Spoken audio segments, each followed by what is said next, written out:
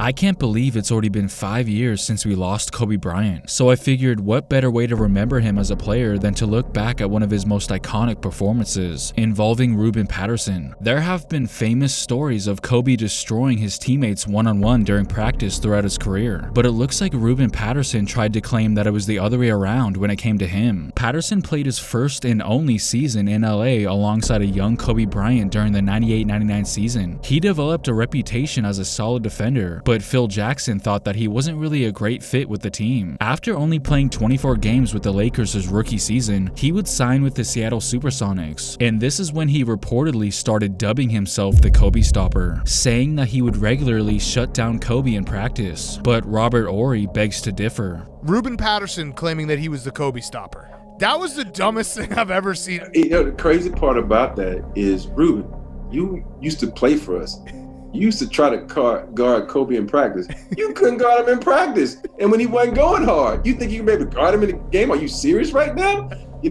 Ruben had a big ego. Yeah, he had a lot of confidence to call himself the Kobe Stopper. I'd imagine that pissed Kobe off. And that's exactly what it did. Kobe knew that he had to make Patterson pay for saying that. So when Ruben and I played together, he was the one player that would compete against me hard every day. I mean, he would show up every day. He had that kind of Bob Huggins, Cincinnati, tough mindset type of thing, right? So I love that about him. But then now he's a free agent, and now he's like, oh yeah, I'm the Kobe Stopper. I used to lock him up in practice. So I called him up. I said, Rube, dude, if you need help with the new deal, let me know. I will go to the media and be like, yo, nobody guarded me better than Ruben Patterson. I've seen this guy every day in practice. I will help you with your new deal. Right. But now you done pissed me off. Because now you didn't let me know. Now you went out there and mouthed off. Now I got to kill you every time I play you, and it's not going to be a good situation for you. Keep in mind, Kobe had no problem giving credit where credit was due. Who came the closest to being the Kobe Stopper? The player I always had the most trouble with individually was always Tony Allen. Bruce Bowen was a great defender. Bruce was a great defensive player. Raja Bell was a great defensive player. The fact that he didn't even mention Ruben after showing that he was more than willing to give players their flowers just shows that he didn't really see Ruben in that sort of light.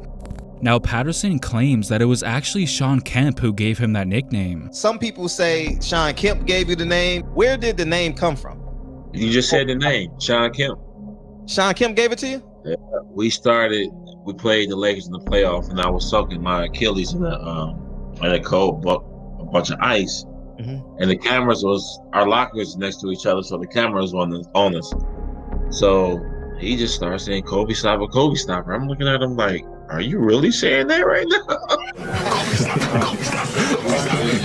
That's how the whole thing started, and that's how I took off. Shawn Kemp, my man, the Rain Man.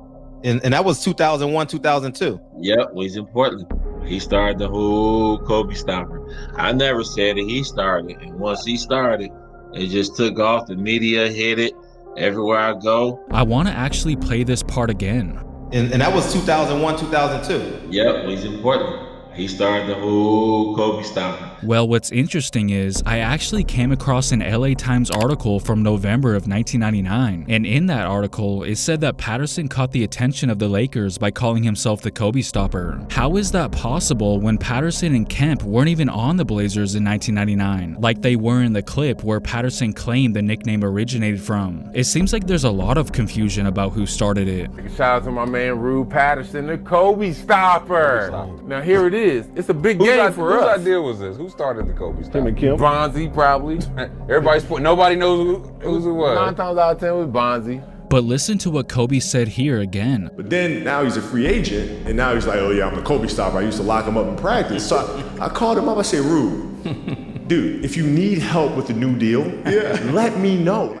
Which instantly makes this 1999 article make a lot more sense, given the fact that that's when he signed with the Sonics as a free agent. So no, it actually wasn't Shawn Kemp who started it. It looks like Ruben tried to take advantage of the fact that Kemp was caught saying it on camera, and that hopefully we would never find this LA Times article. But don't get me wrong, Shawn Kemp doing that certainly didn't help the matter. Man, my favorite thing was seeing Shawn Kemp before a playoff game. Ruben Patterson had his feet in the ice bucket. Yes, I remember that. Kobe Stopper. Kobe Stopper. Come take this 45. I remember that video. Come take this 45. Yeah. And Kemp revealed that he decided to use that whole Kobe Stopper thing for a very specific reason. And when I got a chance to go against Kobe, late in the season, I really wanted to test his ass, man. I wanted to see if he was as strong as Michael was.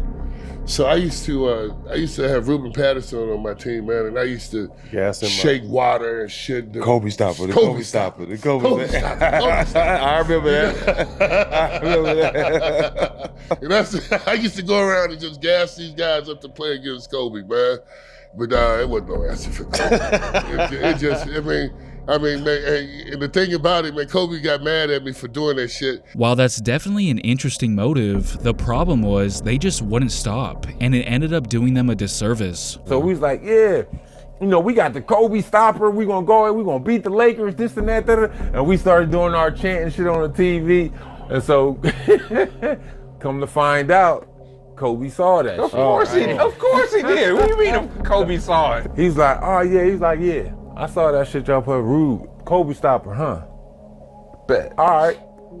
Remember how Kobe vowed to destroy Patterson every time he played him after he made those comments? So instead, yeah, I had to torch him. Well, it looks like he kept his promise. Kobe faced Patterson 23 times in his career and ended up averaging 29.3 points, 6.7 rebounds, and 4.8 assists against Patterson. In fact, he actually played better against Patterson compared to his career averages, so he wasn't exactly stopped. Ruben is a monster. Ruben's 6'7", 230, 240, bench like 350, 360, got no body fat, fast, bouncy, athletic. Like anybody else in the league, he gonna shut down. But Kobe, not Kobe. Rube used to play for the Lakers, so Kobe kind of had a feel for him that he kind of knew like an end, like, oh man, I know this kid can't guard me. We're not thinking that. We hyping him. Yeah, him. You talking about him? Y'all walked him into the slaughter. Man, we walked him into the slaughter, man. We walked him into the slaughter. Now, there's a ton of games we could talk about in terms of the times they played against one another, but if we were forced to only choose one, it has to be the game that took place on April 14th, 2004, which was the final game of the regular season that year. Going into that night, the Lakers were looking to clinch the Pacific Division title. They were tied with the Kings, but Sacramento had the tiebreaker.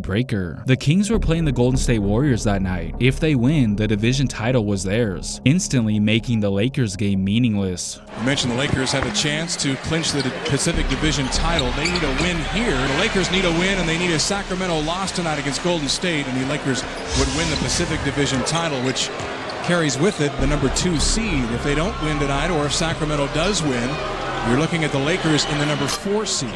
Meanwhile, the Blazers had already been eliminated from the playoffs after they lost to the Spurs just 2 days earlier, but still, the Blazers would have loved nothing more than to spoil things for the Lakers that night. Let's fast forward to the end of regulation. After Kobe missed a 3 with about 15 seconds left, Randolph chucked it to Patterson down court, but Kobe was able to get back and foul him. Now, if Patterson makes these 2 free throws, that'll pretty much seal the win for the Blazers, but believe it or not, he missed both of them, leaving the door open for this to happen. Bryant out top against Patterson. Kobe cannot get Patterson in the air. A wild 3, hit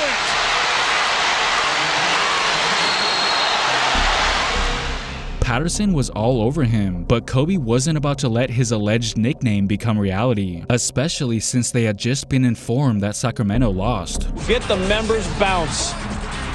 And the Warriors win at 97-91. Now the Kings just have to hope that Portland can hold on in double OT up there at the Rose Garden. In a game where he had already buried one buzzer beater, Kobe's heroics would be showcased again in double overtime. 1 second remaining in the regular season, possibly. Out to Kobe. Call away high. What a way to finish! Are you kidding me? I mean, he shot a rainbow, and I remember telling Coach, don't switch, let me check him, let me get him. And we got caught up. Theo kind of switched, and he shot a real high arc and went in. I just shook my head like, man, I can't believe he just did that. What was the conversation with you and Kobe after that game? He looked at me after he hit the shot, ran to the bench and celebrated with his teammates. I saw I kind of just looked at him, shook my head, and went to my bench like, this mother sucker really hit this shot. So I watch it on YouTube all the time. People DM me, send me pictures. I say, yeah, I know. I remember it. One detail he conveniently left out was the fact that he actually tracked down Kobe in the tunnel after the game and asked for his shoes, which I don't blame him at all, as this game became an instant classic, and it also became a lesson for Ruben Patterson to not fly too close to the sun. Rasheed Wallace said that he and Kobe bumped into each other years later, and somehow the topic got brought up. Kobe told me, Kobe stopper, huh?